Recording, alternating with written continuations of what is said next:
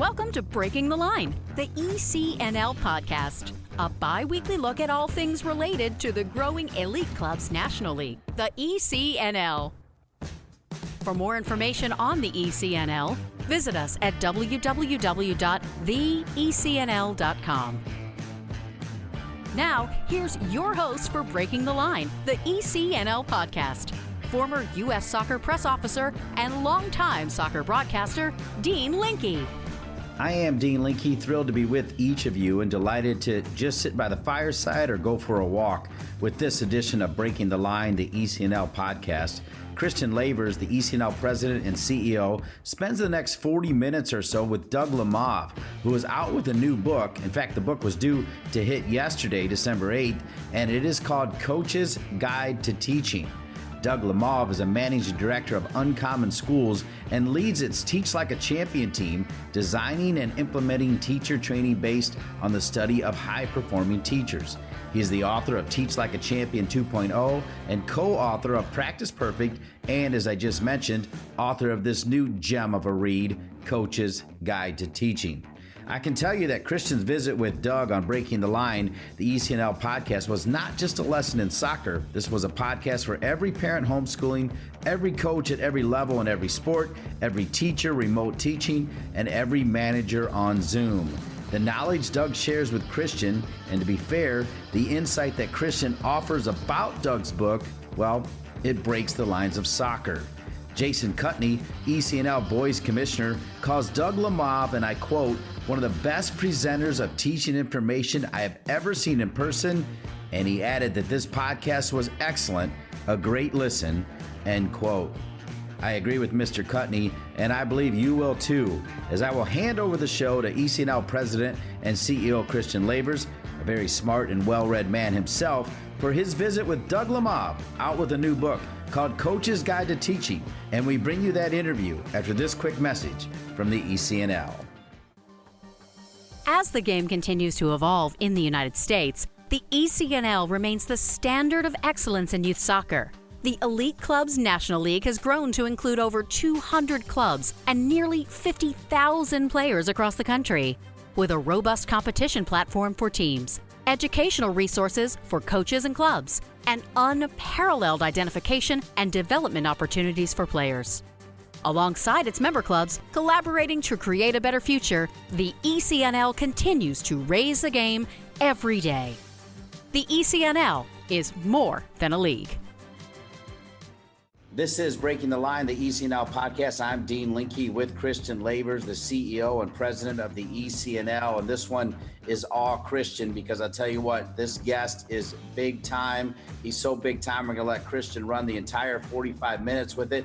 And in fact, Christian, I'm going to let you introduce this guest. I'm going to sit back and enjoy. I'm super excited to learn about his new book. And I'm also hoping to get a book, Doug. That's a little hint right there. But Christian, take it away with the intro and take it away with the interview. And Doug, for me, welcome to Breaking the Line, the ECNL podcast. Thanks, Dean. Hey, Doug, we're really excited to have you here. Doug Lemov, longtime educator, been involved in league coaching education initiatives for a couple of years. One of, if not the most popular presenter we've ever had at our coaching symposium. When he came out to San Diego a couple of years ago, New York Times best-selling author of Practice Perfect and Teach Like a Champion. And now coming out on December 8th, a new book, The Coach's Guide to Teaching, a book taking, I believe, Doug, I don't want to steal your probably more accurate description, but a book taking all of your knowledge of pedagogy and teaching and cognitive science and bringing it into the realm of sports and even specifically soccer. So we're really excited to have you here to talk through this book, some of the really interesting information you have in it to help coaches be better. So maybe I'll take a step back, ask you to describe your book better than I did, and maybe why you chose to write this book and why write it now. Okay, well, thanks. And thanks for having me on. I'm really excited to talk to you and all your coaches. In addition to being an educator, I'm a dad. I have father of several athletes, and I'm just grateful to the influence that coaches have had in their lives. My background is in studying teaching, and obviously I think that's arguably the most important work in society. And But I played soccer in college, and I do some work on the side for various sports federations. And at some point, U.S. Soccer Federation asked me to do a presentation for coaches on teaching. So I did what I do in my day job, which is I brought in videos of teachers teaching in their math and English and history and science classrooms and showed little 2-minute clips of, these are things that teachers think about. And let's look at some game film and think about what these teachers are doing and why. It was a fascinating experience because coaching is teaching, just in a different setting. And so I found that a lot of the challenges and the problems of teaching applied in the coaching setting, but they're also different. And there are a lot of questions that I just couldn't answer during those first workshops. And so I just kind of set out to try to understand them as best I could. In particular, I think one of the things we have going for us as teachers right now is cognitive science. There's such an explosion of understanding of how the brain works that it's either, depending on how you see it, an opportunity or a challenge to begin informing what we do and how we interact with young people who are trying to learn by understanding what that science tells us. Well, and there's been a disconnect in some ways between what cognitive science says and what sometimes happens, probably to some degree, even in the teaching profession sometimes, but certainly in the coaching profession. Absolutely.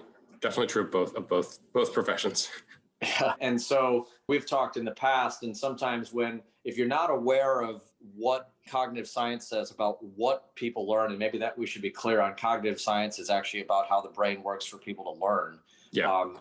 If there's not an understanding of that, sometimes you can end up doing certain things as a coach that actually make it more difficult for the player to learn. And then you end up in this sort of blame the learner mentality when you don't know the reason why it's not working, but it may have something to do with the methodology. And I'm sure some of your thoughts in here were to provide some information to help coaches not make some of these basic mistakes that may be fixed if they understand a little bit more about the learning process. Yeah, and maybe just framed from the other side of the coin. Also, like, everyone wants to be successful, right? You work hard for the kids in your club, and you wanna make a difference in their lives. And if you're going to put in the time, just like your kids, you want to practice hard, and then you want to win. I think from a learning and developing people standpoint, you want to put in the time, and you want to work hard for the people you work with, and then you want to be successful and see them grow to the greatest degree possible.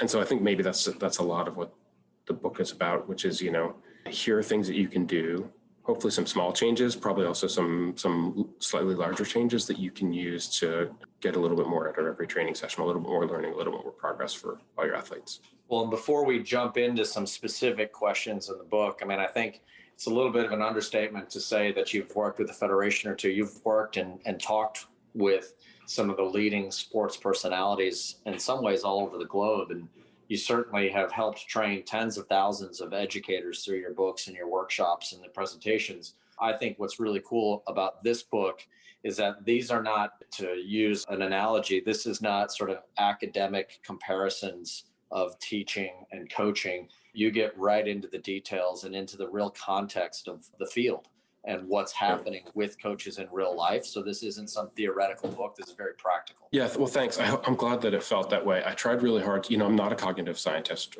or a cognitive psychologist. I'm a layperson. Full disclosure, I was an English major. But I just tried to, I do love reading about cognitive science. I think it's really important to educators. And I tried to take it and not just describe the cognitive science, but then think about, what does this mean on the soccer field and how does it apply? If you're thinking about working memory and overloads on working memory, okay, I can describe to you the research on that and maybe what it means for a teacher, but what are some situations in which it might specifically apply when I'm coaching soccer? And honestly, one of the big challenges of writing the book was, do I write this as a soccer coaching book or do I write this as a sports coaching book?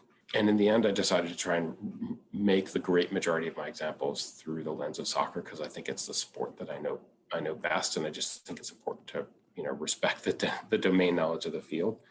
But I also know that there are, almost every reader, certainly your readers who run clubs and coach at a high level, there are going to be times when the only thing I know for sure about the book is that it's wrong, or in describing building out of the back, my examples are imperfect, or I've missed something that coaches know more than me. So I definitely also just want to put a flag in the ground that I tried to approach it with a lot of humility and recognize that I was writing about a field of expertise where I was an outsider. But it's not even that, I think, and this comes across clearly in the book too, is that you're also talking about topics where even the most credentialed expert in the world doesn't necessarily have a clear answer when you talk about perception and memory and some of those topics. So you are navigating some uncharted waters with research as your guide, but obviously trying to make it practical. And I think, again, academic studies are interesting, but translating them into context is the challenge. And I think your book's done a really good job of trying to bridge that gap and make this something that whatever chapter you start with, you can walk away with some things that will help you run a better club, run a better training session, even have better relationships with your athlete potentially. I hope so. Let's dive in right away. The first chapter of the book talks a lot about perception, the importance of perception, and specifically within the realm of decision-making, background knowledge. That's an area where there's been some debate, right, between perception, information processing theories, and others. But you use a term distinguishing the signal from the noise, which I think everybody can kind of relate to. But maybe talk about that term, distinguish the signal from the noise, and how that connects to what athletes see on the field and how coaches can use this information to teach better. Well, I decided to lead with this chapter. It's called The Ability to Decide, because soccer in particular is a decision-making game, right? And we've all seen those players who are gifted athletes or individually skilled, and they cannot rise to the level that they could potentially rise to because their decisions are imperfect or reliably wrong or inconsistent or whatever, And then you add to that, the biggest challenge of soccer is not just that it's an individual, that it requires individual decision-making, but that it requires coordinated decision-making across 11 people, fast, and often faster than you can think consciously. And so there are all these levels of decision-making that have to be really great. So, and this is how I kind of got into reading the cognitive science. And the cognitive science is actually pretty clear in this. The first chapter is full of it. That the thing that you need to be able to make the decision is, the first thing you need is you need to be looking at the right things. That oftentimes we'll say to a player, what should you do here? But that question isn't really the right question. It's what should you be looking at? Because if you're not looking at the right things, you're not looking at the cue, you're not looking at, at the places you could pass the ball, then you don't even see the options that exist. And so a big part of being an athlete is learning to look for the signal and not the noise. And early in this chapter, I show this, what I think is really fascinating video of two piano players.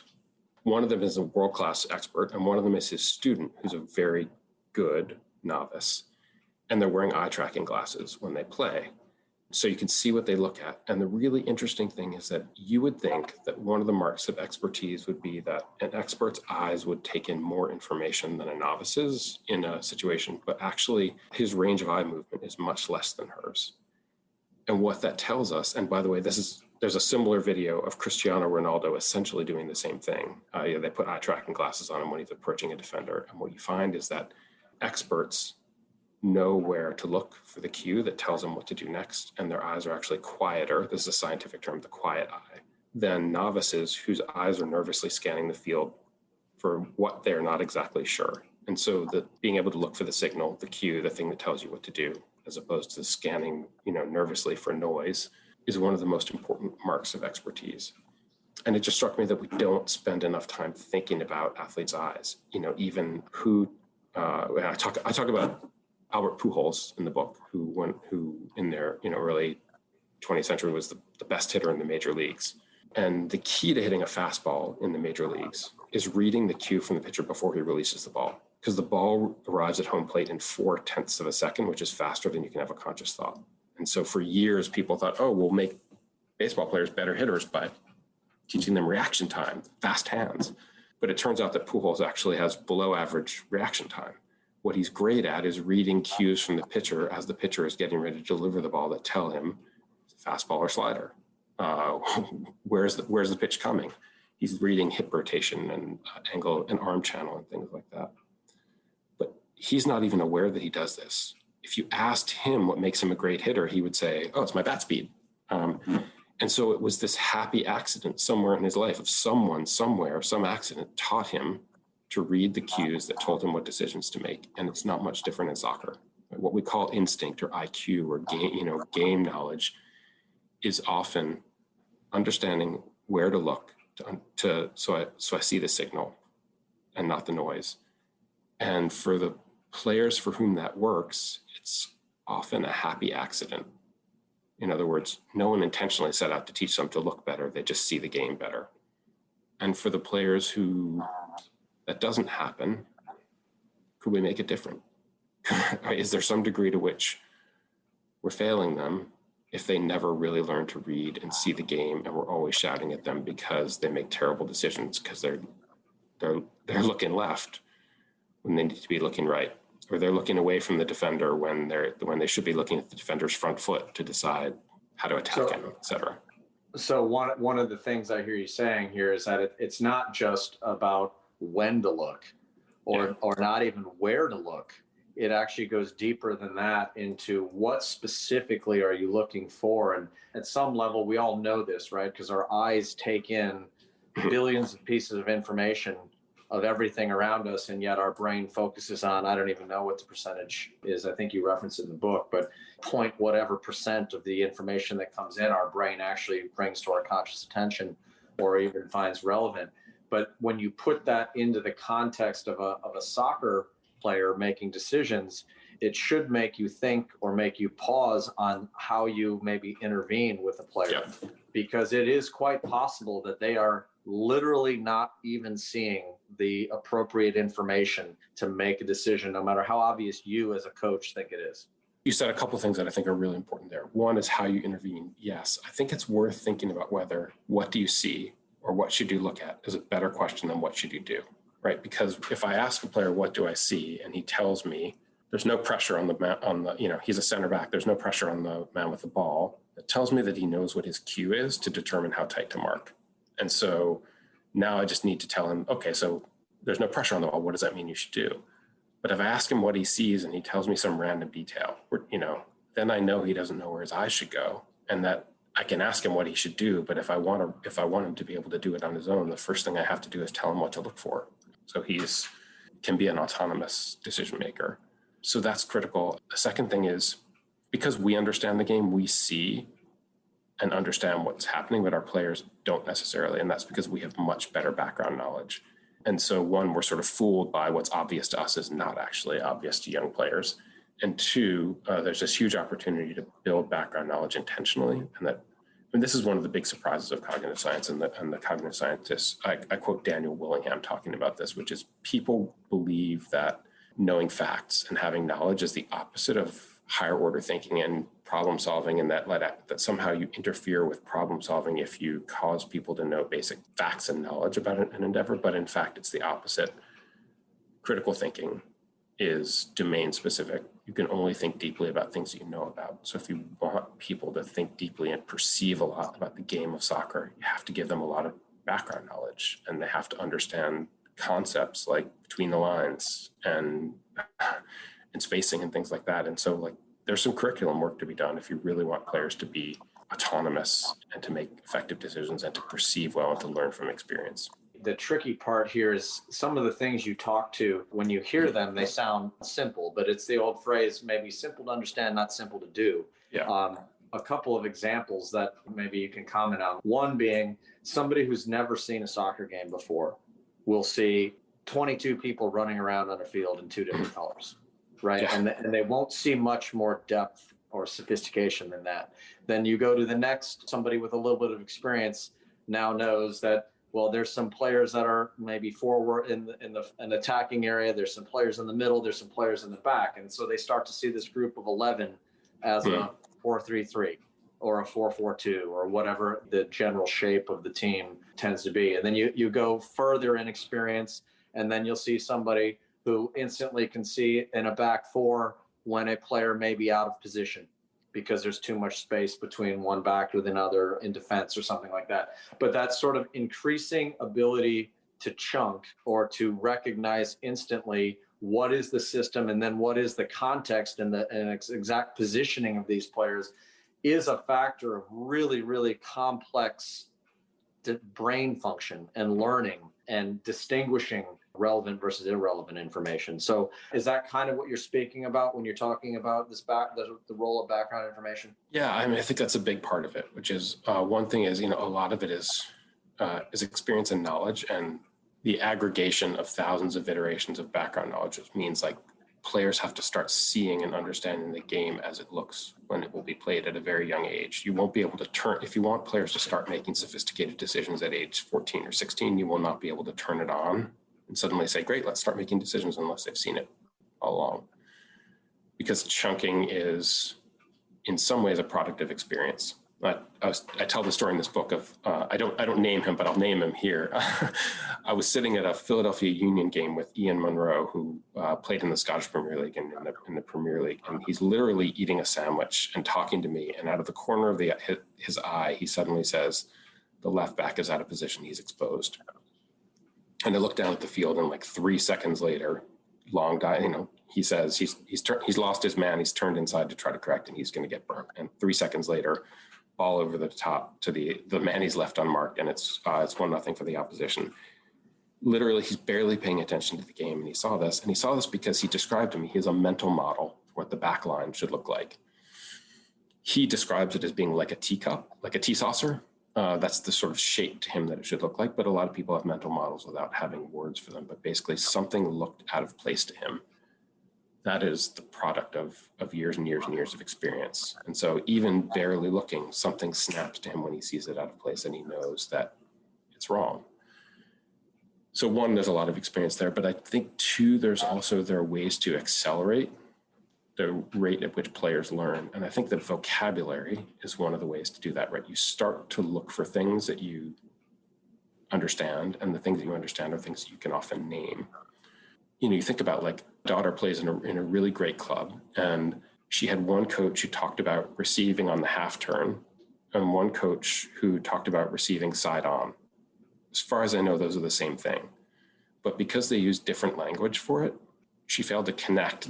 So one, until she had this term, receiving it side on, she probably watched hundreds of players receive the ball side on and never noticed it and never paid attention to it. And so never learned to really watch for that and to understand how it plays a role in the game of soccer. But then because she was referring to it by inconsistent terms, half of her experience about that idea did not coalesce into her mind. So she got half as many iterations of understanding that. And so if we want players to understand the game, we should be really attentive to language, about consistency of language across the club. So one, just naming something allows people to see it and understand it and start to recognize when it's happening around them. You could watch a game of soccer and learn almost nothing. Or you could watch a game of soccer and be looking for things that someone has helped you to understand about the game and all of a sudden be learning 10 times more. And then if you have vocabulary to discuss it and describe it and that vocabulary is consistent, suddenly you have a really powerful learning tool. So if I'm a club, one of the first things that I want to do is have a list of, here's our vocabulary list of the terms that we're going to use to describe important things. We're going to be consistent so that the U10 coach and the U14 coach and the U18 coach are all talking the same language and kids are looking for the same things when they're playing, and they talk about them the same way. You talk about boiling things down to simple things. Sometimes you improve development just by getting out of your own way. Having terms that are used differently or interchangeably that have not been clearly defined just present obstacles for the player to learn at the speed you like. Take the term breaking the lines, by the way. How often does a coach say, you got to break the lines what percentage of kids understand that?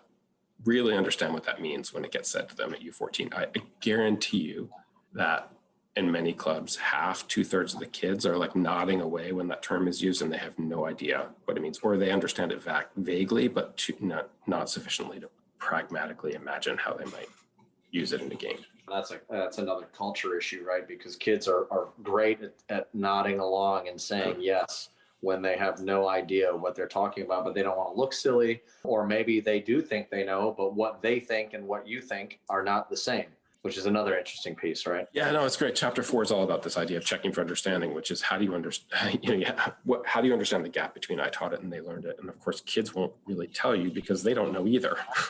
If I ask someone, do you understand? They will say yes, because they understand what they do understand.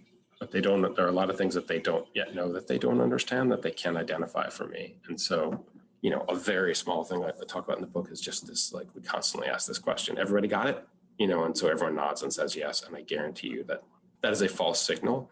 And so if you could just replace that with great. So that's what defensive body position looks like. Christian, what should your, what should your upper body look like when you're defending? Good. And Carlos, how should your feet be positioned? Great. Jason, show me what that looks like. Great. Now let's try it, right? Just a series of quick questions to gather objective data as opposed to self-report data. If you ask people if they think they understand something, they will always tell you yes for a variety of reasons. Yeah, we should give a prize out for the first coach who can say they got a "no, I don't understand what you're saying" answer in training. That's right. You're listening to Breaking the Line, the ECNL podcast, as Christian Lavers, the ECNL president and CEO, visits with Doug Lemov, out with a new book this week, in fact, called Coach's Guide to Teaching.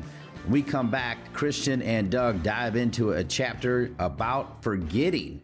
He'll explain it all right here after this message. ECNL Boys is partnering with Puma for the second year, driving sport forward with the leading products and the next generation of pros who wear them. Puma has proven themselves as the fastest sports brand in the world, the fastest innovation, the fastest players, and the fastest products in the game. They're the perfect partner to complement the speed and talent of our teams. In keeping with their mantra of forever faster, Puma introduces the world's fastest boot, the Ultra. The only boot engineered for speed, the Ultra combines a woven upper with a lightweight outsole for direct forward motion, speed, and acceleration. It's the best in the game, designed for the best players in the game. From athletes just starting to turn heads to some of the best athletes to ever play their games, Gatorade shows that they are the proven fuel of the best. For the athletes who give everything, nothing beats Gatorade, the studied, tested, and proven fuel of the ECNL.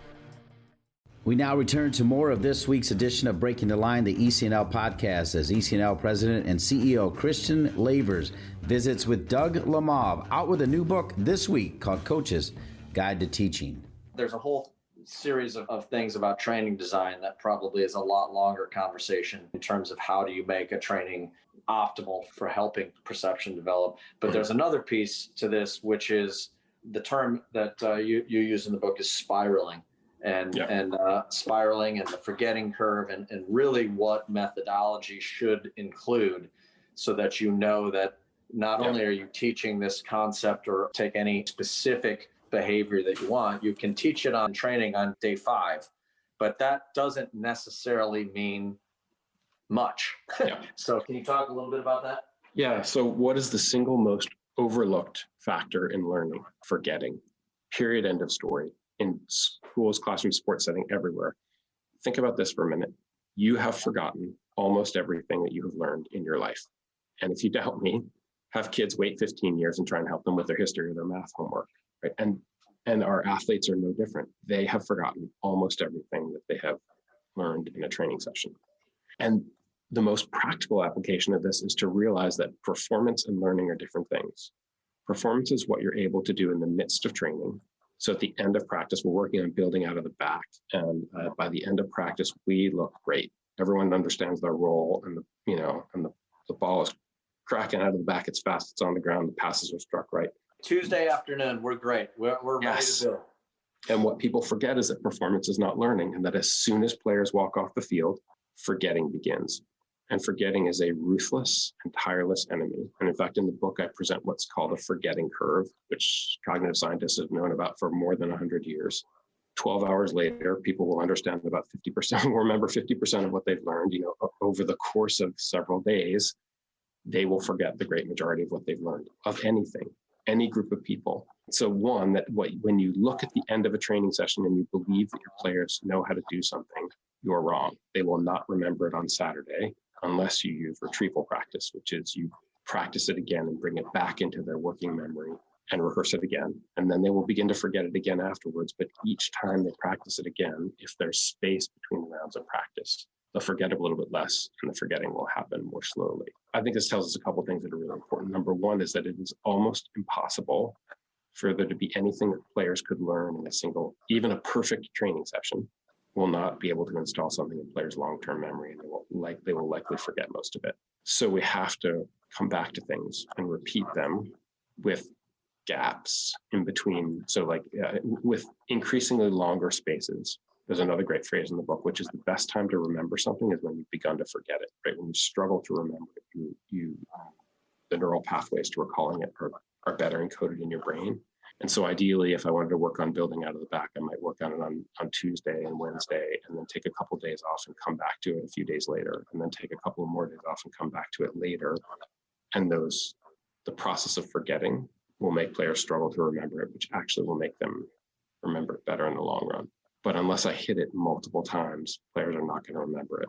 I might be able to get them to be a little bit better on Saturday, but then they're going to forget it, and I'm going to be on this constant treadmill of like, I thought we talked about pressing, you guys. Like, what happened to our pressing? We forgot it, coach. That's what people do, unless we come back to things multiple times and really carefully install them in long-term memory. And I just think in every educational setting, the thing that people overlook is the power of forgetting. So that's almost the holy grail in methodology then, which is recognizing that the best training session in the world on a topic is going to result in a very, very marginal gain of knowledge 5 days later.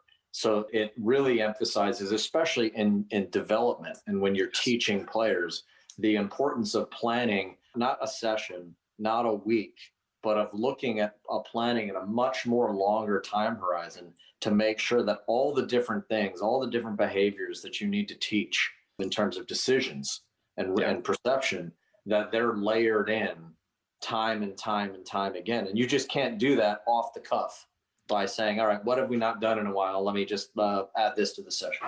Yeah, I think that's right. I suggest unit planning in sort of 4 to 6 week blocks so that you can, with several concepts, so that a concept comes up, do it a few times, move away to some other things, come back to it, give some spacing, come back to it, give some spacing, come back to it. That to me is how you build long-term memory and players who understand things now and will understand them for the duration of their playing time. I think, the natural instinct is to plan in 1 week intervals, right? Because I'm planning around the match on Saturday. What do we need to do to, beat FC Wisconsin on Saturday? We need to, these two things, great, let's work on that in practice.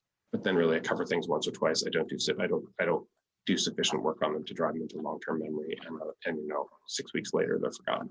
The real training process has this sort of balance of the look back of what you've done and needs to be reinforced, the look forward of what you need to do to reinforce the past, but also to layer in new things. And then obviously the what is relevant now, which may tie to this week's opponent or last week's opponent, but it's sort of that constant. When I hear this and when I read your book, you feel this resonate in a way that a coach feels the balance and the tension between what does the game tell us right now versus what do these players need in the future, and the balance between how do we adjust and adapt to maybe some really important things that need to be addressed short term without forgetting the long term. And I think the long term is probably what gets sacrificed a lot when you're talking about the forgetting curve and topics and coverage. I think that's right. I talk about that in chapter 6 in particular, which is just the balance between long-term and short-term, the balance between, winning and long-term development. And I think, tension is the right word for it. Does winning matter? Yeah, winning matters.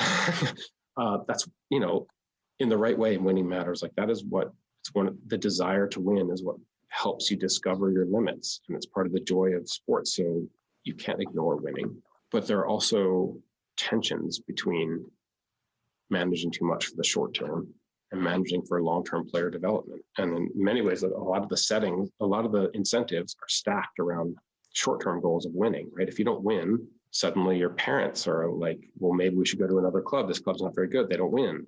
But in the long run, ironically, if you want to do best by those parents for their kids, you have to be thinking about things like how do I install this knowledge for, so they can do it in 3 years, they can do it in 2 years, so they're the best player they can be when they're 16 or 18.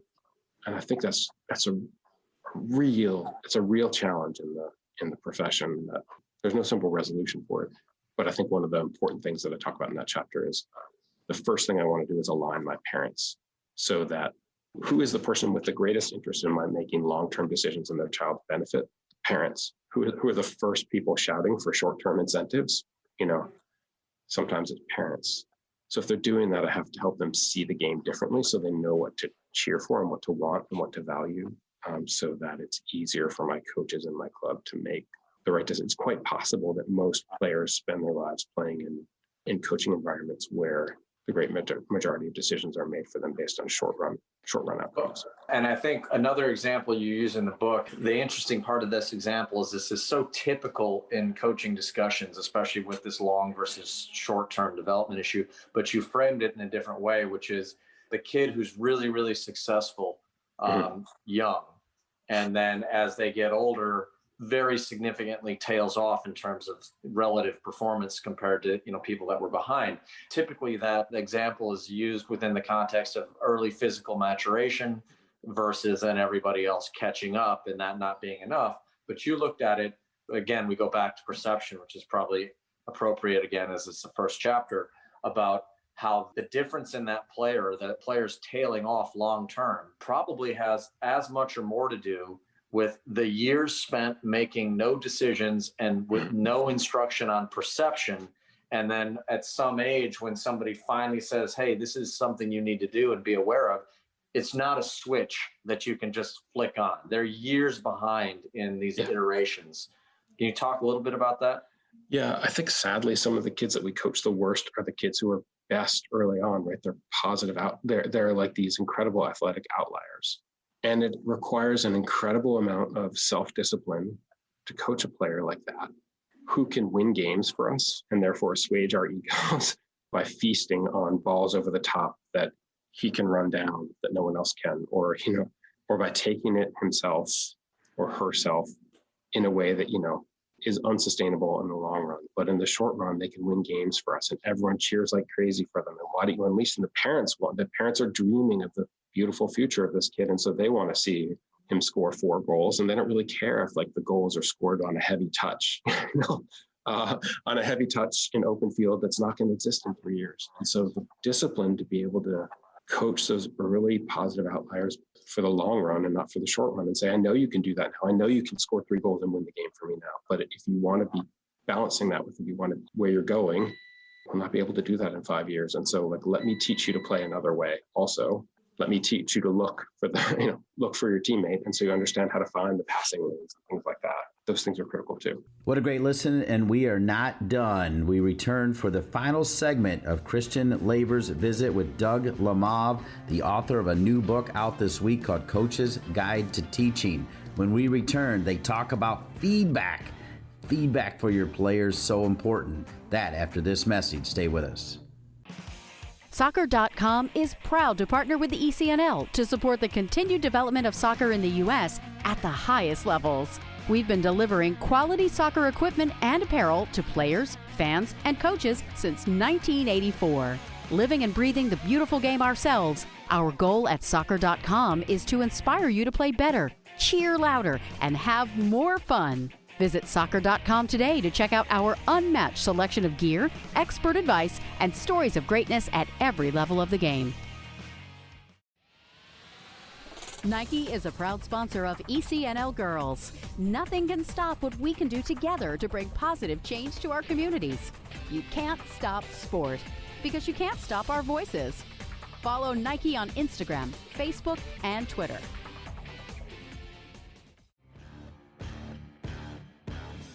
Welcome back to Breaking the Line, the ECNL Podcast. Once again, here's Dean Linke. We return to ECNL President and CEO Christian Lavers visiting with Doug Lemov, talking about his new book released this week titled Coach's Guide to Teaching. Chapter 3 of your book is about feedback. Yeah. So we jump from perception and background knowledge to this concept of forgetting and retrieval and long-term memory, and now going to feedback, that moment in training where the coach says stop. Mm-hmm. And in many ways, that is like the moment where you better get the biggest ROI, right? Because so true. Everybody's eyes and ears are turned to the coach and they're not on the stimulus of the game. So you have one very, I think, common mistake that's made. I remember when we first talked about this and I first heard this, I said, holy cow, that's so obvious and yet so often is done wrong. Or I shouldn't even say done wrong. It's something that coaches don't even recognize that they're doing many times, which is the scope of what they're saying. So why don't you talk about that and feedback? Because it's one of many great points in the chapter. Yeah, thanks. I tried to just think in that chapter about feedback is the most common thing that we do in training. And so That's great, which means if we get a little bit better at it, like it would be a huge game changer for athletes. But it's also because we're so familiar and so used to doing it, we often reflect on least. And maybe there are two related concepts that I want to get at here. One is the idea I called chasing rabbits. A coach at New Zealand Rugby said this to me. He said, if you chase 5 rabbits, you catch none. If you're trying to do a bunch of things at once, you don't accomplish any of them. We ask players to do this all the time in training. Pause. Girls, when we're building out of the back, the ball needs to be struck at pace. Has to be struck fast. We're trying to make the defenders move rapidly side to side. So the ball needs to move fast. It needs to be on the ground, and it needs to be struck to you usually call it the back foot, the far foot, right? Your eyes need to be up, and you need to be looking for. And Sarah, you need to be positioned here, right? Go. So I've just told players 5 things to do, and let's just think for a minute about like what happens when I tell someone to do 5 things at once. The best case scenario. So we know from the science of working memory that you can really only hold 1, possibly 2 ideas in working memory at a time. And that if you try and strain working memory and think about a lot of things, you're likely to degrade performance and degrade perception. So really, I want players to have 1 idea in their heads that they're working on if I want them to be successful. It's the best case. I'm going to jump right on that point, because I think even that point is so important. The more things you ask them to think about, the more you degrade their ability to actually perform. Do any of them. Yes. Yes. Which is ironic because we think we're going to accelerate player learning by throwing in one more thing. And we get feedback, and one more thing, but all we're doing is diluting their focus from concentrating on one thing that could actually help them. Typically, like the best case scenario is I give them 5 things to work on, and everyone maybe chooses the right thing and focuses on it, but then I have no idea what everyone's worked on. And I can't say, great job, you improved at this. I saw you working on it. You got better at it. But most likely people will sort of vaguely try to think about all 5 of them, and it will result in their doing none of them. And I'll have to give the same 5 pieces of feedback again 3 minutes later. And players will probably play worse because their working memories will be full of things that they're only half able to hold. And so instead of giving those 5 pieces of feedback, I concentrate on giving a single piece of feedback. Girls, when we're building out of the back, the ball must be struck at pace.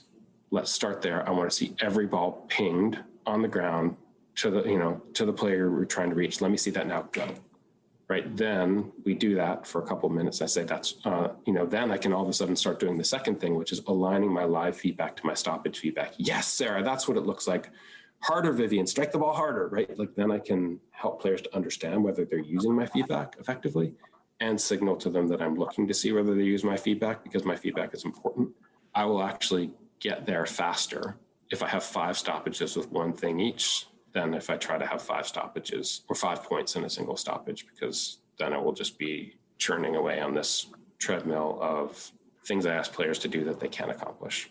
Well, a lot of your book, I think this analogy, I believe, was in the book Atomic Habits about the ice cube, right? And applying heat to the ice cube. That analogy reminds me of your book in the sense that there's so much going on that you can't see in the brain of the player.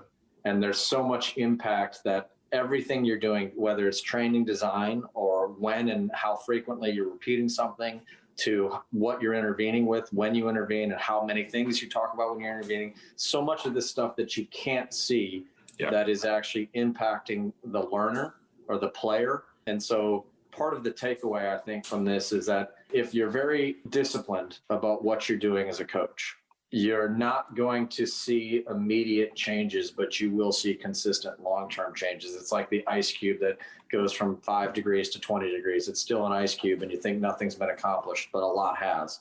And then magically at 32 degrees, it starts to melt. And you think that, well, this must have been the answer, ignoring all the other stuff. But I think your book is like that. It's deep. It's engaging.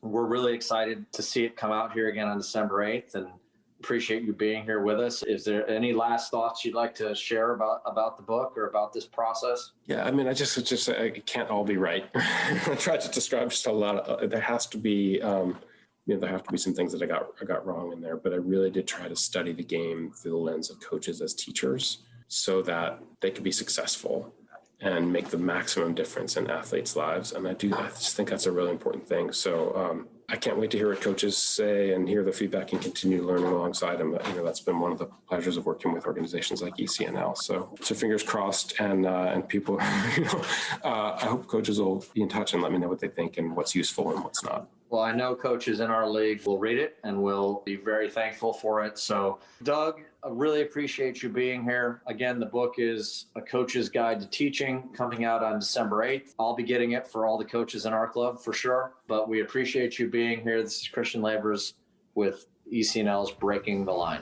Thanks, Christian. Yes, indeed. Thank you, Christian, and thank you, Doug. A few more thank yous as we salute Doug and Christian, as well as several other key members of the ECNL crew, like ECNL Boys Commissioner Jason Cutney, ECNL Girls Commissioner Jen Winigo, Doug Bracken, Andrea Wheeler, all of the great people at the ECNL, including all of the great clubs, coaches, administrators, and players. A special thank you for the great perspectives and marketing support on the podcast from Mary Conway and Erica Bates, and of course, we thank Colin Thrash, our producer. For all of them and all of you, I'm Dean Linke. Don't miss our special holiday edition of Breaking the Line, the ECNL podcast, released on Wednesday, December 23rd. Stay safe, everybody.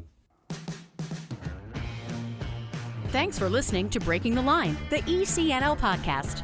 For more information on the ECNL, visit us at www.theecnl.com. And if you have a suggestion for the show or a great idea for a guest, please email us at info@theecnl.com. Breaking the Line, the ECNL podcast is an ECNL production. ECNL, more than a league.